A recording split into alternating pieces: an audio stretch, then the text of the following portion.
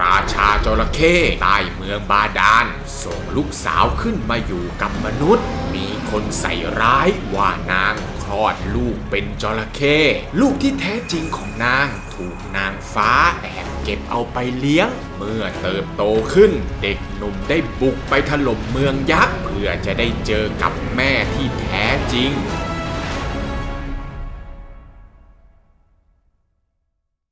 สวัสดีครับทุกคนครับผมนิกเองครับวันนี้เรามาฟังเรื่องราวการเดินทางของธิดาพญาจระเข้ที่ต้องออกเดินทางจากเมืองบาดาลไปอยู่อาศัยกับชายคนรักบนเมืองมนุษย์ทำไมธิดาของพญาจระเข้ถึงต้องไปอยู่กับมนุษย์ได้เรื่องราวชีวิตของนางจะน่าตื่นเต้นน่าสนใจแค่ไหนเดี๋ยวมาฟังกันครับกับเรื่องราวชีวิตของนางแตงอ่อนนั่นเองครับผมแต่ก่อนอื่นนะครับใครที่ชื่นชอบคลิปของช่องดูดิแล้วยังไม่ได้กดติดตามก็ฝากกดติดตามเอาไว้หน่อยนะครับทุกคนและที่สำคัญเลยเนี่ยอย่าลืมกดกระดิ่งแจ้งเตือนทั้งหมดไว้ด้วยนะครับทุกคนเวลาที่ผมลงคลิปใหม่เนี่ยมันจะได้แจ้งเตือนไปยังโทรศัพท์ของทุกคนนั่นเองครับส่วนถ้าหากใครไม่อยากจะเห็นคำบรรยายของคลิปก็มองหาสัญลักษณ์รูปตัว C 2 ตัวแล้วก็กดปิดการแสดงคำบรรยายได้เลยนะครับผมถ้าหากพร้อมกันแล้วก็ไปฟังกันเลยครับนานมาแล้วพญาโกสิกราชผู้ครองเมืองโกสีเขาเนี่ยมีพระโอรสนามว่าท้าวมหาวงศ์เมื่อท้าวมหาวงศ์อายุได้16ปีเขาก็มักจะออกไปเที่ยวเล่นซุกซนนอกเมืองอยู่บ่อยๆจนมีอยู่วันหนึ่งครับที่ท้าวมหาวงศ์ได้พาบริวารคนสนิททั้งหมด4คนเดินเข้าไปในป่าลึกเพื่อต่อไก่ครั้งนั้นเองครับพวกเขาบังเอิญหลงทางหาทางออกจากป่าไม่ได้ท้าวมหาวงศ์และสหายจึงพากันเดินขึ้นไปบนยอดเขาเพื่อมองหาทางออกบนนั้นเองแหละครับผมท้าวมหาวงศ์เนี่ยได้พบกับแก้ววิเศษและเมื่อส่องดูผ่านแก้วนั้นแล้วเขาก็ได้เห็นแม่น้ำกว้างใหญ่มีวิมานทองสวยงามตั้งอยู่ตรงนั้นท้าวมหาวงศ์จึงพาสหายทั้ง4คนเดินทางไปยังที่ที่เขาได้เห็นจนหลงไปถึงเขตแม่น้ำกว้างใหญ่ซึ่งเป็นถิ่นของพญาจระเข้แต่เมื่อเดินมาถึงเนี่ยนะครับพวกเขากลับไม่เจอวิมานทองเหมือนที่เห็นผ่านแก้ววิเศษเลยท้าวมหาวงศ์และบริวารจึงพากันพักแรมอยู่ที่ริมแม่น้ำกว้างใหญ่แห่งนั้นกระทั่งถึงเวลาใกล้เช้าท้าวมหาวงศ์ก็ฝันว่า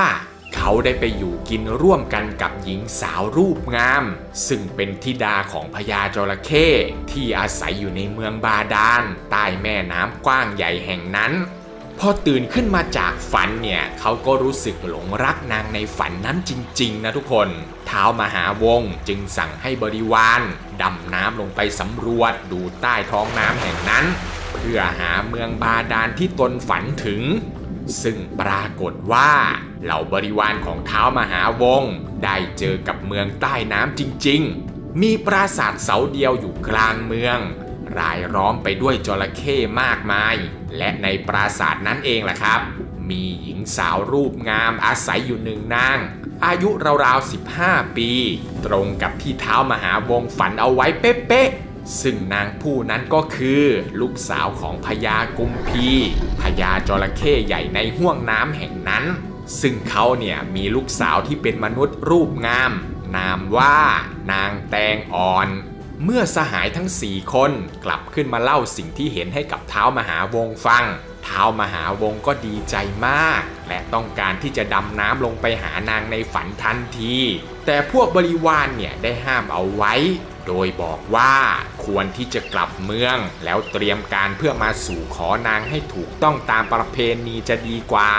ท้าวมหาวงศ์จึงเดินทางกลับไปที่เมืองโกสีแล้วเล่าเรื่องราวที่เกิดขึ้นให้กับพญาโกสิกราชผู้เป็นบิดาฟังพร้อมกับขอให้พญาโกสิกราชไปสู่ขอนางแตงอ่อนให้แต่พญาโกสิกราชเนี่ยไม่เห็นด้วยเลยนะครับเพราะมองว่าผู้ที่อาศัยอยู่ในเมืองบาดาลหากจะให้ขึ้นมาอยู่ร่วมกันกับมนุษย์เนี่ยมันเป็นเรื่องที่ผิดวิสัยเอามากๆจึงเสนอกับลูกชายไปว่าจะไปสู่ขอนางพิมพ์ทองธิดาของพญาพาลีและก็นางสามผิวธิดาของพญาขอมพร้อมกับจะมอบสนมรูปงามให้อีก 1,000 นางแต่ท้าวมหาวงศ์เนี่ยไม่เอาครับ ยังคงยืนยันว่าตนเนี่ยรักแต่นางผู้ที่อยู่ในเมืองบาดาลผู้เดียวไม่สนใจหญิงอื่นใดอีกแล้วพญาโกสิกราชจึงไม่มีทางเลือกต้องยอมส่งสารไปถึงพญากุมพีเพื่อสู่ขอนางแตงอ่อนให้กับลูกชายครับฝ่ายพญากุมพีเนี่ยเมื่อได้รับสารแล้วก็ได้เรียกนางแตงอ่อนมาถามถึงความสมัครใจนะครับปรากฏว่านางแตงอ่อนเนี่ยก็มีใจผูกพันกับท้าวมหาวงศ์เช่นกันนางจึงไม่ขัดข้องพญากุมพีจึงจัดขบวนแห่สุดยิ่งใหญ่เชิญนางแตงอ่อนขึ้นนั่งบนหลังช้างยกขบวนแห่นางแตงอ่อนออกเดินทางไปเป็นสะใภ้เมืองโกสีซึ่งใช้เวลายาวนานถึง4 เดือนเลยนะครับกว่าจะไปถึงและเมื่อไปถึงแล้วเนี่ยก็ได้มีการจัดงานอภิเษกสุดยิ่งใหญ่ให้กับท้าวมหาวงศ์และนางแตงอ่อนโดยในครั้งนั้นเองล่ะครับนางไวยากาเศรษฐีม่ายแห่งเมืองโกสีก็ได้นำเอาลูกสาวทั้ง5 คนของนางมาถวายให้เป็นสนมของท้าวมหาวงศ์ด้วยนับแต่นั้นแหละครับท้าวมหาวงศ์และนางแตงอ่อนก็ได้อยู่ร่วมกันอย่างมีความสุขเหมือนกับที่ได้ฝันเอาไว้เลยแหละครับจนการเวลาเคลื่อนผ่านไปหลายปีพระบิดาและพระมารดาของท้าวมหาวงศ์ก็สิ้นพระชนม์จากไปท้าวมหาวงศ์และนางแตงอ่อนก็ได้ขึ้นครองราชย์เมืองโกสีต่อกระทั่งวันหนึ่งครับได้มีพรานป่าเนี่ยไปเจอโขงช้างเผือกอยู่แถวเชิงเขาคิชกูฏก็เลยรีบมาแจ้งท้าวมหาวงศ์ให้รีบไปคล้องช้างเผือกมาไว้เป็นช้างคู่บารมีท้าวมหาวงศ์จึงต้องออกเดินทางเข้าป่าเพื่อไปคล้องช้างปล่อยให้นางแตงอ่อนซึ่งกำลังตั้งครรภ์ใกล้จะคลอดรออยู่ที่วังตามลำพังแต่พอนางไวยากาทราบเรื่องนางจึงคิดวางแผนที่จะใส่ร้ายนางแตงอ่อนเพื่อให้ลูกสาวทั้ง5 คนของนางได้ขึ้นเป็นใหญ่แทนนางไวยากาจึงวางแผนนำเอาทองคำจำนวน10 โกฏไปติดสินบนพวกอุปราชและบริวารเพื่อให้ช่วยสลับลูกของนางแตงอ่อนกับลูกจระเข้ที่นางหามาหวังจะใส่ร้ายนางว่านางเนี่ยคบชู้กับจระเข้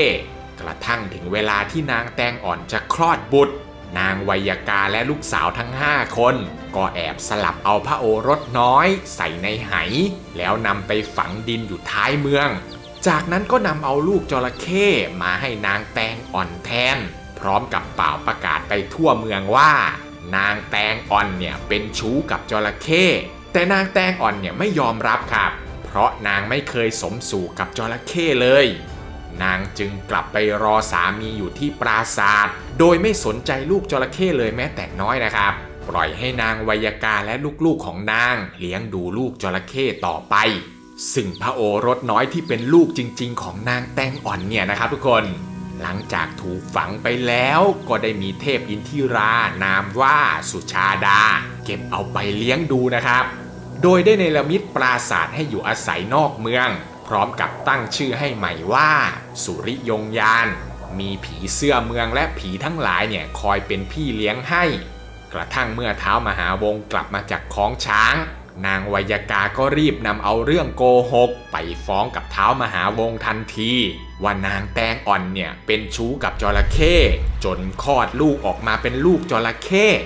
ทำให้ท้าวมหาวงศ์เนี่ยโกรธมากแม้บริวารทั้ง4 คนที่เคยหลงป่าด้วยกันจะขอร้องให้ท้าวมหาวงศ์เนี่ยยกโทษให้นางแตงอ่อนแล้วแต่ท้าวมหาวงศ์ก็ไม่ฟังเขาได้เนรเทศให้นางแตงอ่อนเนี่ยออกจากเมืองไปเลยนะครับนางแตงอ่อนต้องเดินโซซัดโซเซมุ่งหน้ากลับไปที่ห้วงน้ำกว้างใหญ่ซึ่งเป็นเมืองเกิดของตน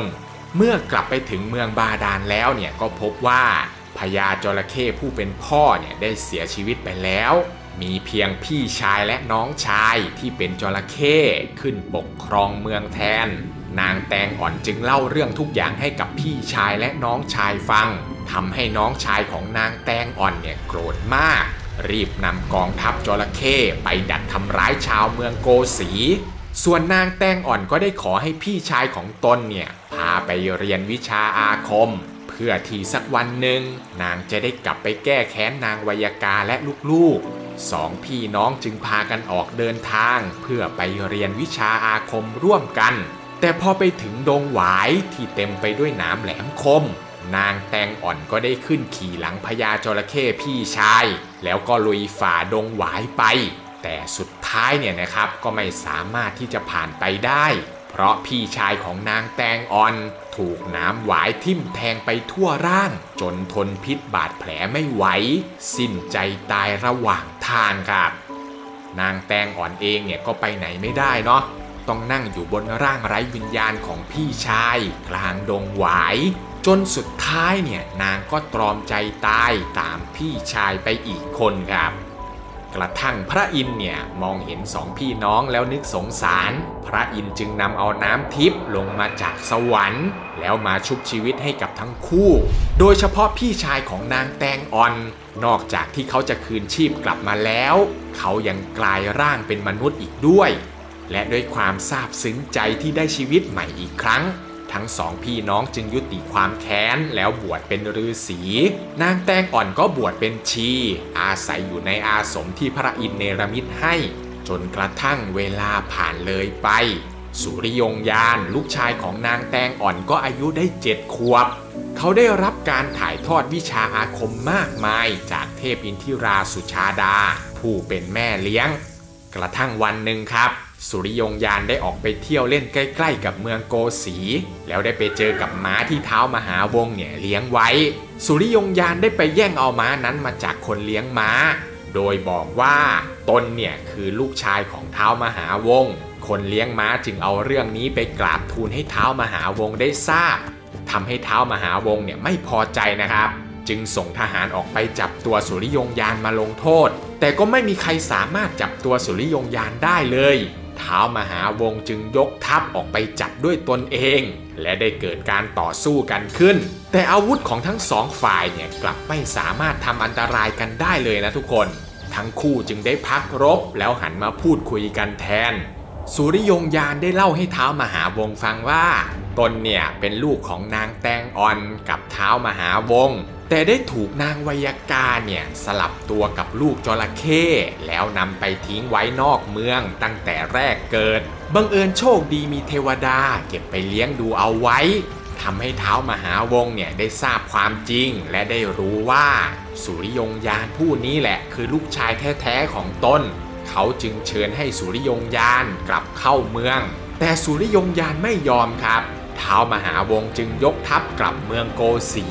แล้วสั่งจับตัวนางไวยากากับธิดาทั้ง5 คนพร้อมกับพวกอุปราชและบริวารที่รู้เห็นเป็นใจในการใส่ร้ายนางแตงอ่อนเอาไปขังคุกเอาไว้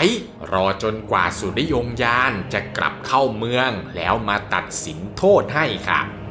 ตัดมาอีกฝากหนึ่งของป่าตรงข้ามกับเมืองโกสีเนี่ยเป็นที่ตั้งของเมืองนันทพานอาณาจักรของพวกยักษ์ซึ่งมียักษ์หัตถจักรเป็นผู้ปกครองและก็มีอยู่วันหนึ่งครับในขณะที่ยักษ์หัตถจักรกำลังเที่ยวเล่นอยู่ในป่าเขาได้ไปพบกับดอกบัวสีทองสวยงามมากๆจึงเด็ดกลับมาฝากนางสุรทองมเหสีของตนเพื่อใช้บูชาเทพเจ้าแต่พอไปถึงรุ่งเช้าเนี่ยปรากฏว่ามีหญิงงามนามว่าปทุมมาออกมาจากดอกบัวสีทองดอกนั้น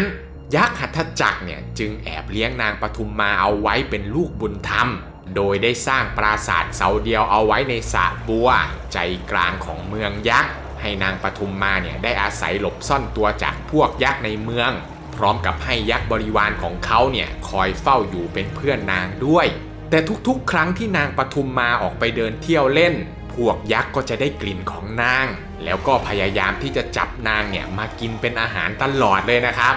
ไม่เว้นแม้แต่พวกยักษ์บริวารที่ยักษ์หัตถจักรเนี่ยใช้ให้อยู่เป็นเพื่อนด้วยยักษ์หัตถจักรจึงออกไปหาจับสาวงามชาวมนุษย์มา3 คนเพื่อให้มาอยู่เป็นเพื่อนนางปทุมมา2 คนแรกที่ยักษ์หัตถจักรไปจับมาเนี่ยชื่อว่านางอินทองและนางคำหยาดซึ่งเป็นธิดาของกษัตริย์เลยนะครับส่วนคนที่3ก็คือนางแตงอ่อนโดยถูกลักพาตัวมาในขณะที่บวชชีรักษาศีลอยู่กับพี่ชายในอาสมกลางป่ากระทั่งเมื่อพระอินทร์ทราบเรื่องแล้วอดใจไม่ไหว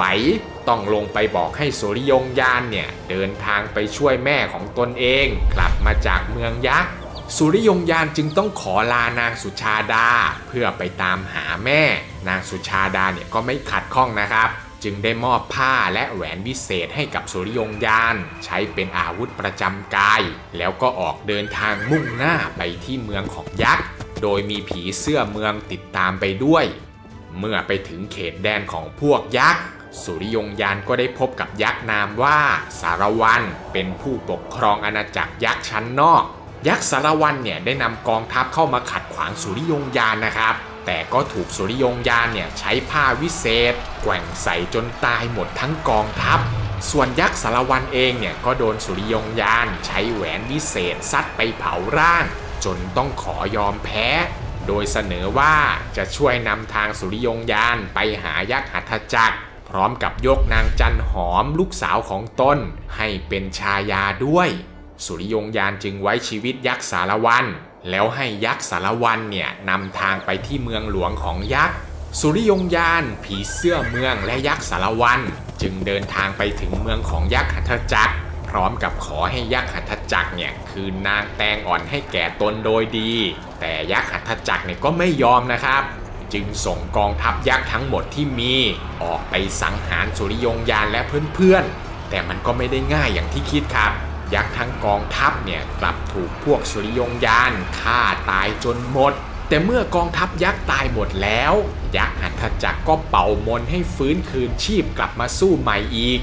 และเป็นแบบนี้ซ้ำแล้วซ้ำเล่าจนพื้นดินของทั้งเมืองแดงฉานไปด้วยโลหิตของพวกยักษ์สุดท้ายเนี่ยก็เหลือเพียงแค่ยักษ์หัตถจักรเพียงผู้เดียวสุริยงญาณเนี่ยจึงใช้แหวนวิเศษซัดไปผ่าหัวของยักษ์หัตถจักรเกิดเป็นไฟร้อนแรงเผาหัวยักษ์แต่ยักษ์หัตถจักรก็ไม่ตายเนื่องจากเขาได้ร่ายมนต์ถอดจิตไปฝากไว้กับพญาเวสสุวรรณทำให้ไม่สามารถที่จะฆ่าให้ตายได้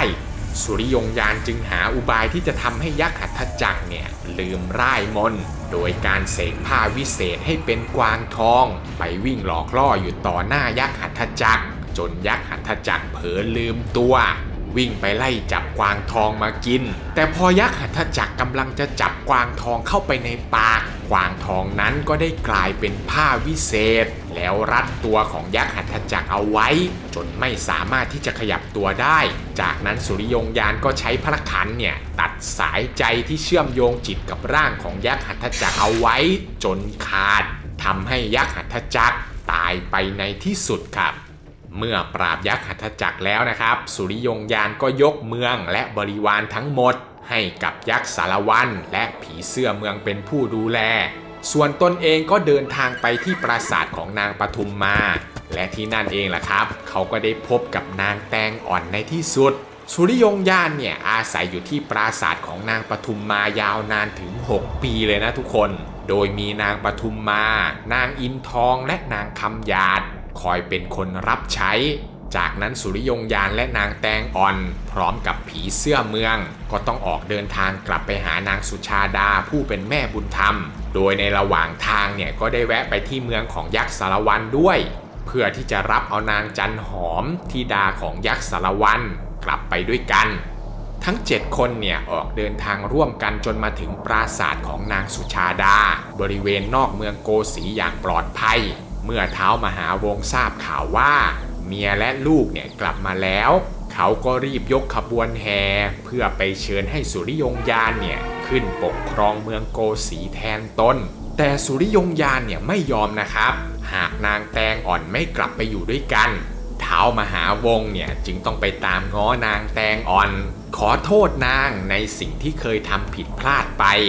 พร้อมกับให้เสนาบดีเนี่ยไปขอขมานางด้วยนางแตงอ่อนก็เลยยอมกลับเข้าเมืองโกสีพร้อมกับลูกซึ่งได้มีการจัดงานเฉลิมฉลองสุดยิ่งใหญ่เลยนะครับในการขึ้นครองราชย์ของสุริยงญาณโดยมีพระอินทร์และพระพรหมเนี่ยเป็นผู้มาจัดงานให้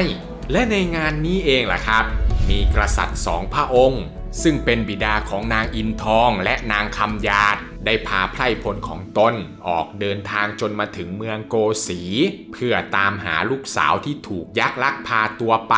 เมื่อทั้ง2 กษัตริย์ได้มาเห็นบารมีของสุริยงญาณแล้วกษัตริย์ทั้ง2 คนจึงยกลูกสาวของเขาให้เป็นชายาของสุริยงญาณในงานนี้ด้วย สุริยงยานจึงได้รับเอานางปทุมมา นางจันหอม นางอินทองและนางคำหยาดขึ้นเป็นพระชายากระทั่งเมื่องานเฉลิมฉลองจบลงแล้วสุริยงยานก็ตัดสินโทษให้กับนางไวยากาและบริวารทุกคนที่มีส่วนเกี่ยวข้องในการใส่ร้ายแม่ของตนจนต้องถูกขับไล่ออกจากเมืองไปตกระกำลำบากโดยให้พวกเขาเหล่านั้นได้รับโทษจำคุกตลอดชีวิตแทนการประหารชีวิตครับกระทั่งเวลาผ่านเลยไปจนท้าวมหาวงศ์และนางแตงอ่อนสิ้นบุญสุริยงยานก็ได้มีโอรสกับนางปทุมมา1 คนชื่อว่าสุริยกุมารและเมื่อสุริยกุมารอายุครบ16 ปีสุริยงยานก็มอบราชสมบัติให้สุริยกุมารครองราชย์แทนแล้วเฝ้ามองดูลูกชายปกครองบ้านเมืองอย่างมีความสุขเรื่อยไปจนถึงนาทีสุดท้ายของชีวิตค่ะซึ่งทั้งหมดนี้นะครับก็คือเรื่องราวการเดินทางการผจญภัยของธิดาจระเข้ที่มีนามว่านางแตงอ่อนที่ผมนำมาฝากทุกคนในวันนี้นะครับหากมีข้อมูลตรงไหนผิดพลาดหรือตกหล่นตรงไหนไปเนี่ยผมต้องกราบขออภัยทุกคนด้วยนะครับถ้าเพื่อนๆชอบคลิปแบบนี้ก็อย่าลืมกดไลค์กดติดตามแล้วก็แชร์คลิปออกไปเพื่อเป็นกำลังใจให้ผมด้วยนะครับสำหรับเพื่อนๆที่สมัครสมาชิกหรือส่งซุปเปอร์แตงมาเนี่ยผมและทีมงานก็ต้องขอบคุณมากๆเลยนะครับคลิปหน้าทุกคนอยากฟังเรื่องราวเกี่ยวกับอะไรก็อย่าลืมคอมเมนต์เอาไว้ได้เช่นเคยนะครับผมอ่านทุกคอมเมนต์แน่นอนครับสำหรับคลิปนี้ก็มีเพียงเท่านี้เนาะแล้วเจอกันใหม่คลิปวิดีโอหน้าครับผมสวัสดีครับบ๊ายบาย